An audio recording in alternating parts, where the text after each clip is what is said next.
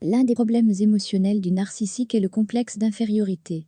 Il a été développé sur une longue période de temps et constitue un problème émotionnel causé par des peurs déraisonnables ou inquiétudes, dont la cause, l'origine remonte à des expériences de négligence, de mauvais traitements ou d'expériences traumatisantes pendant l'enfance. Plus tard, cela a développé le critique intérieur du narcissique. Cette voix dans leur tête, qui leur dit qu'ils ne sont pas assez bons, qu'ils ne peuvent rien faire de bien, ou encore qu'ils sont inférieurs. Le critique intérieur du narcissique ensuite se développe en un complexe d'infériorité. Il semble que leur complexe d'infériorité est un symptôme de leur stress post-traumatique. En réponse à leurs antécédents stress post-traumatiques, ils répondent au stress de leur traumatisme en essayant de vous surpasser. Ce sont leurs traumatismes passés qui font qu'ils se sentent inférieurs et pas assez bons. Ces sentiments surgissent quand vous êtes en leur présence parce qu'ils croient qu'ils sont supérieurs à vous. Cela les provoque, votre présence, vos progrès, succès et bonnes qualités font remonter à la surface leur traumatisme passé. Le narcissique a alors un flashback émotionnel où il se revoit étant victime de quelqu'un d'autre qui avait un complexe d'infériorité.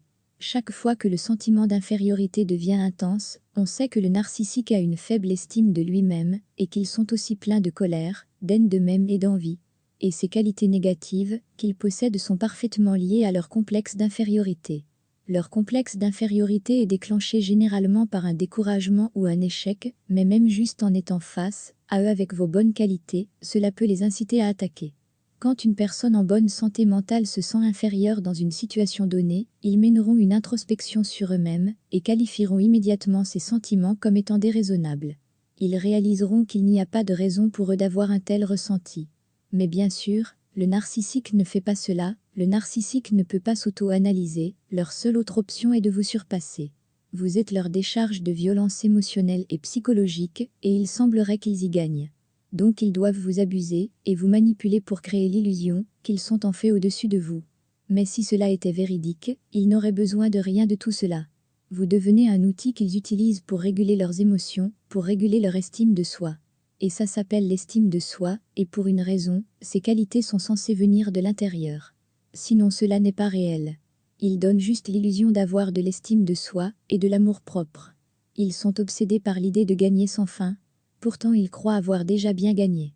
Mais s'ils ont déjà gagné, pourquoi essayer encore de gagner? Vous n'avez pas besoin de continuer à jouer à un jeu en utilisant votre complexe de supériorité si vous avez déjà gagné. Mais le narcissique ne peut jamais gagner, parce qu'ils ont un complexe d'infériorité, donc ils vont continuer à essayer de rivaliser avec vous et perdre à chaque tentative. Car quoi qu'ils vous fassent, vous continuerez à réfléchir sur vous-même, et il n'y a pas de concurrence entre quelqu'un qui reflète sur soi et quelqu'un qui doit jeter son bagage émotionnel sur d'autres personnes. Ils ne peuvent jamais gagner, et c'est pourquoi la compétition avec eux ne se termine jamais. Voici une analogie qui, je suis sûre, va résonner avec beaucoup d'entre vous, notamment si vous avez déjà eu affaire à un narcissique. Imaginez une plage par une chaude journée d'été, quand vous étiez un enfant assis sur le sable et occupé à vos affaires. Vous venez de construire votre château de sable et vous vous sentez si fier de ce que vous venez de construire, alors surgit un autre enfant qui arrive et écrase tout ce qui a été fait parce qu'il ne pouvait pas construire un château de sable comme le vôtre. Et si vous osez reconstruire ce château de sable, ils le détruiront à nouveau. Pendant que vous essayez toujours de le reconstruire, ils attendront et vous surveilleront pour que vous ne puissiez jamais reconstruire ce château de sable de nouveau. Parce que c'est le reflet de tout ce qu'ils ne sont pas. C'est l'état d'esprit de ces narcissiques, ils sont toujours coincés dans leur immaturité émotionnelle aujourd'hui, comme ils l'étaient à l'époque.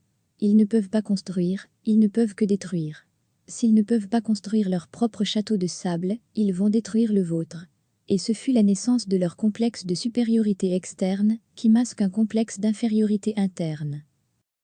La raison scientifique qui explique pourquoi nous devenons accros au narcissique réside dans le fait que nous produisons de l'ocytocine, du cortisol, ainsi que de la dopamine quand nous sommes autour d'eux. Le danger d'être autour du narcissique va bien au-delà de la dépendance et du lien d'attachement traumatique que peut créer l'abus narcissique et qui est l'un des pires types d'abus qu'une personne peut faire subir à une autre. Et en raison de cette nature addictive, de nombreuses personnes restent coincées dans ces relations narcissiques destructrices, et cela peut même aller plus loin que l'abus émotionnel.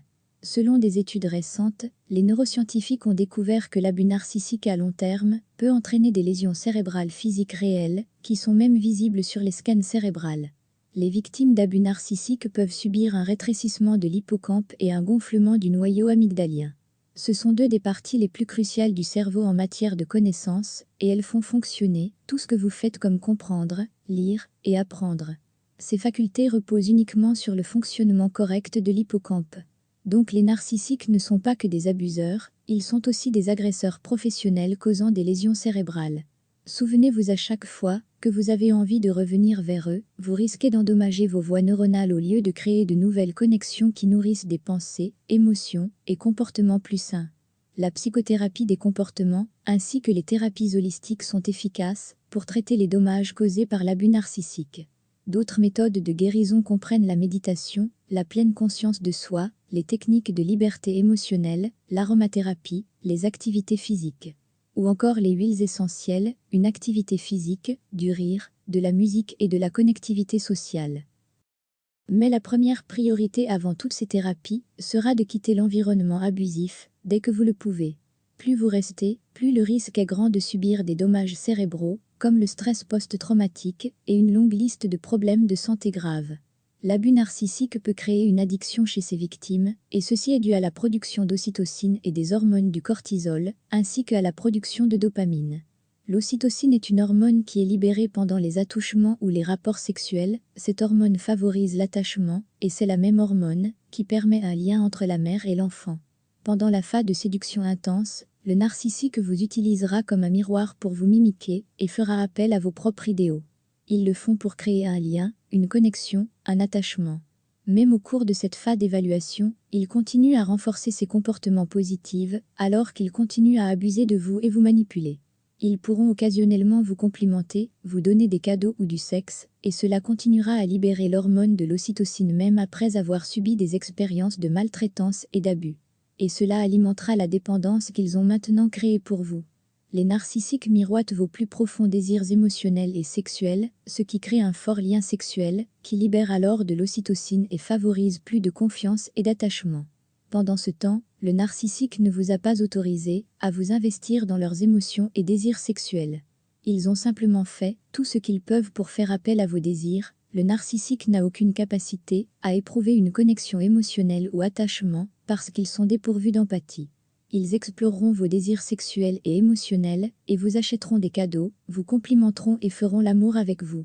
Mais ils ne sont pas liés émotionnellement à vous du tout, ce qui signifie qu'ils peuvent vous changer avec la prochaine source d'approvisionnement sans aucune pensée ou empathie pour vous. C'est pourquoi il est si facile pour eux de passer à autre chose, et dans un si court laps de temps. Quand ils n'ont même pas cette capacité pour se connecter émotionnellement à vous, c'est bien pire pour les femmes victimes d'un abus narcissique. Parce que les estrogènes favorisent les effets de l'ocytocine, tandis que la testostérone décourage cet effet. Cela signifie que c'est beaucoup plus difficile pour les femmes dans tout type de relation de se détacher ou de passer à autre chose aussi rapidement que les hommes. Les narcissiques ne voient aucun espoir dans les relations. Ils croient que cela va se terminer un jour de toute façon, alors pourquoi ne pas y mettre fin maintenant bien sûr. Si vous êtes dans une nouvelle relation, ils penseront que ce n'est pas comme si vous alliez vous marier, donc quel est l'intérêt de fournir un quelconque effort? Cette croyance est alors ce qui condamne toute leur relation à l'échec, car cela rend impossible pour eux de s'investir émotionnellement dans leur partenaire. La dopamine est un neurotransmetteur responsable de la dépendance au narcissique, c'est le même neurotransmetteur qui est responsable de la dépendance à la cocaïne. Selon une étude d'Harvard, les deux médicaments déclenchent des souvenirs intenses et agréables, ce qui déclenche la dopamine et crée les circuits de la récompense dans le cerveau. Cela dit essentiellement au cerveau de le refaire, ou dans notre cas de retourner chez le narcissique. Les tactiques abusives des narcissiques fonctionnent très bien avec la dopamine. Les études montrent que la dopamine les fait circuler plus facilement lorsque les circuits sont fournis avec une dose imprévisible ou inconstante. Donc les narcissiques peuvent vous maltraiter et ensuite vous faire un compliment, et la dopamine continuera à circuler à travers vous. Le cortisol est une hormone du stress qui est libérée par les glandes surrénales et répond à la peur, dans le cadre de nos réactions soit de combat, de paralysie ou de fuite.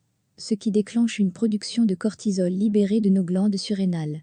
Cette augmentation des niveaux de cortisol peut entraîner de graves problèmes de santé, cela provoquer une fatigue surrénalienne, qui peut durer de nombreuses années et cause encore plus de problèmes pour la santé. Cela peut interférer avec l'apprentissage, la mémoire, votre système immunitaire, votre densité osseuse, votre gain de poids, de la pression artérielle, des maladies cardiaques liées au cholestérol, et bien plus encore. Cette augmentation des niveaux de cortisol peut même augmenter votre risque de développer une maladie mentale. Cela peut augmenter votre risque de dépression et abaisser votre espérance de vie. Le cortisol n'est pas seulement libéré lors d'incidents abusifs, il est aussi relâché lorsque vous ruminez tout événement traumatisant passé. J'espère que cela vous a aidé à comprendre ce que le narcissique est capable de vous faire. L'abus narcissique crée une dépendance au sein de ses victimes et cela peut causer de réelles lésions cérébrales physiques. Alors souvenez-vous que chaque fois que vous êtes autour d'eux ou que vous avez envie de retourner à eux, ce n'est pas juste l'abus émotionnel dont on parle. Cela affectera l'essentiel du fonctionnement de votre cerveau et même causer des dommages physiques.